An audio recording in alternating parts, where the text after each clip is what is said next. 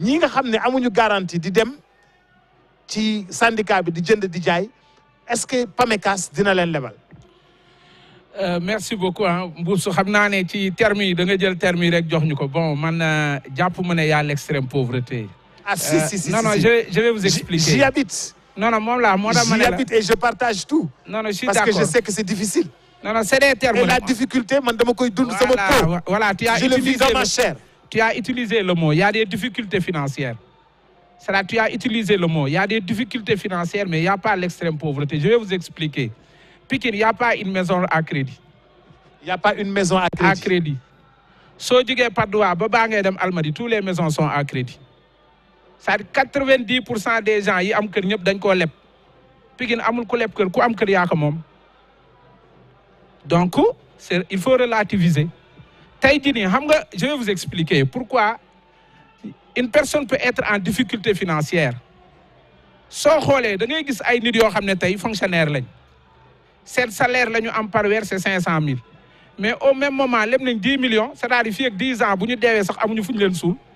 moment boobu ki nga xam ne amul dara mais moom 500 francs moo ko moom ñu ne ki am 500 moo pauvre léegi ki leb 10 millions moo riche parce que dafa jënd oto.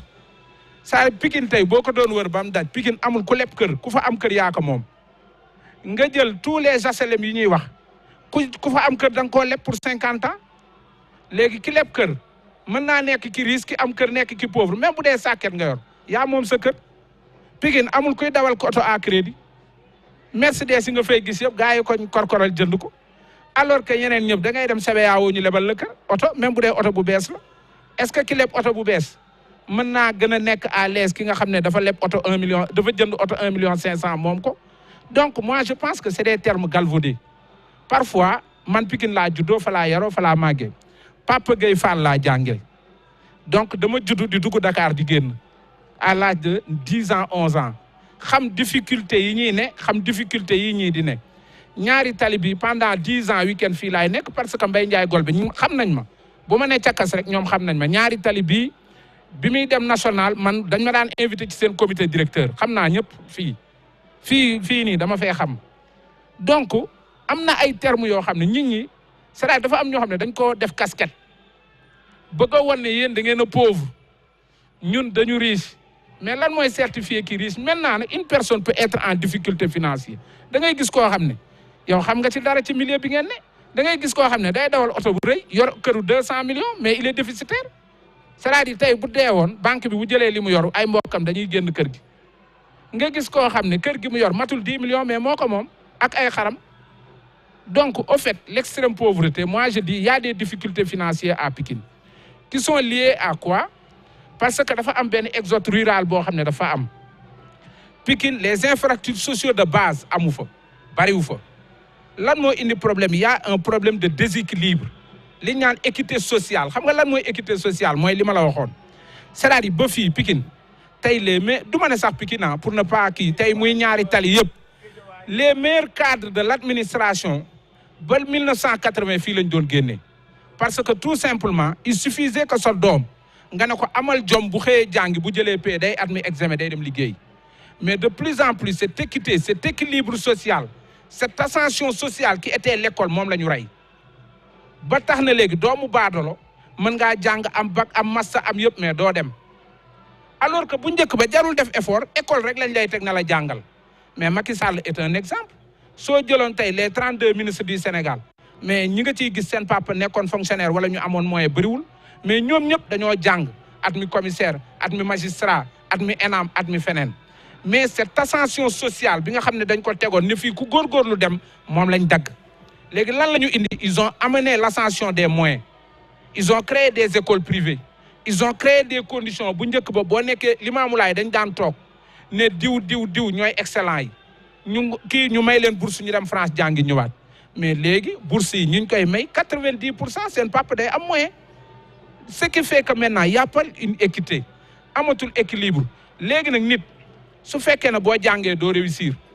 soo liggéeyee soo amee métier doo am liggéey c'est ce qui amène la violence moo indi loolu ci les banlieues parisiens xam nga bu baax li ma la wax avec les gilets jaunes qu'est-ce qu'ils ont dit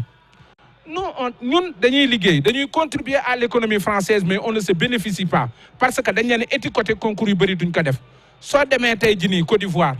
li indi woon seen problème yi loolu la soo demee tey Lagos boo demee au Brésil avec les bandits de 17 ans les criminels de 17 ans loolu moo ko indi donc soo bëggee jàmm ci réew il faudra organiser l'équité et l'équilibre social xam nga fan yi ñu ngi wax femme bii dee ci maternité ñu waxaat keneen dee mais loolu c'est frustrant parce que nit boo boo xoolee sa yaay nga dem jàngi xam ne doo tekk nga dem wuti xam ne doo am mais da nga naan naa sàcc naa agressé naa jaay drogue naa jaay li parce que da nga bëgg a dawal oto da nga bëgg a tabax kër te jàpp nga ne loolu mooy réussite parce que au Sénégal la réussite est synonyme de la richesse pour ñëpp ku ci judd dañ ñaan la tekki mooy lan mooy tabax kër fii donc loolu moo tax nag dafa am ay système d'équilibre social yoo xam ne bu dellu si les gens vont devenir très violents parce que ils vont se sentir exclus de la société Pikine nag nekk na foo xam ne vraiment les gens quand même ba fii maintenant de plus en plus il y a des incontrôlés comme ni mu amee ñaari tali am Grand Yoff am fépp parce que xale moom laay wax borom kër da nga ko war a dimbali mu am kër soo ko dimbalee mu am kër dimbale woo ko moom ndax borom kër ci benn néeg lay fanaan day jël 20 millions leb benn kër dëkk ci mais ñeenti doomam bu leen mettre dans les conditions mën leen a jàngal mën leen a jox mu lekk après kan la leen di jox est-ce que moom Macky Sall ana papaam ana yaayam jóge nañ fi il sert à qui il sert au pays donc un enfant c'est pour le pays donc chaque père de famille on doit l'encadrer à avoir une vie décente c'est l'État dañu société bi dafa war a jël silmaxa bi mettre ko dans les conditions d'avoir un enfant et de l'encadrer dafa war a am ay conditions yoo xam ne dafa war a jël nit lu mu pauvre daf ko war a jàppale mu am kër ndax boo amee kër da ngay yar say doom créer ay conditions par contre au Sénégal on a renversé la tendance moi je dis que chaque cadre a une dette morale envers son peuple chaque cadre laa wax énarque bi magistrat bi ils ont des dettes morales envers leur peuple ban dette morale la ñu am yow da ngay judd am 7 ans ñu jàppale yóbbu école sa papa tabaxul école fayul enseignant kan moo ko fay nit ñi nga yaakaar ne ay baadool la ñoo la fayal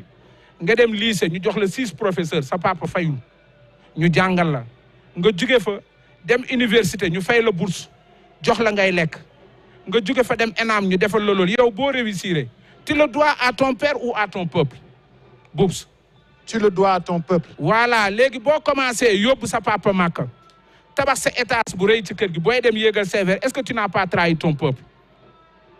chaque cadre boo duggee ci dëkk da nga war a wàcce say verre koo gis ne ko jërëjëf c'est ces gens qui sont fait ce que vous êtes devenu sa papa amul moyen pour def la ko yóbbuwu la France jàngalu la deful la médecin deful la avocat deful la magistrat c'est le peuple qui t'a fait ce que vous êtes devenu su fekkee ne yow da nga yaakaar ne sa papa la ba boo réussir sa premier acte mooy tabax kër yow doo dem recherche créé woo aspirine dimbale woo nit ñi ñu liggéey defaroo entreprise tu n'as rien fait lu dul yóbbu sa papa Makka tabax sa kër tu as trahi ton peuple c'est comme ça un cadre trahit son peuple un cadre doit produire pour son peuple tant que defoo ko tu as trahi ton peuple et malheureusement au Sénégal man dama naan chaque cadre a une dette morale envers son peuple mais cadre bu romb ay nit yëkkati say verre foog ne yow yaa leen gën soo ñëwee ci koñ bi foog ne yow modèle de réussite nga alors que c'est la société qui t'a produit ndax ñun suñu jëlee au moment ngay jël nit di ko fayal université mécanicien bi kenn fayalu ko ki dem daara kenn fayalu ko dañu jàppoon ne yéen a ci tane ñu ne nañu fayal kii mu nekk médecin ñu fayal kii mu nekk avocat ñu fayal kii mu nekk magistrat ñu fayal kii mu nekk pilote xam nga pour lan la pour su ngeen ñëwee au retour ngeen servir dëkk bi mais si vous commencez à vous servir vous n'avez rien compris je suis désolé mais beaucoup de cadres ne comprennent pas leur mission c'est-à-dire ils ont raté leur mission le peuple a investi sur eux pour qu'ils viennent en retour régler le problème du peuple mais malheureusement ils ont commencé par leur propre famille deux familles sa ñaari doom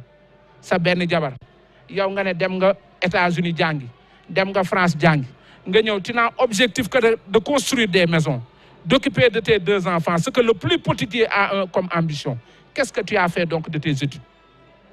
c'est ça rater tes ambitions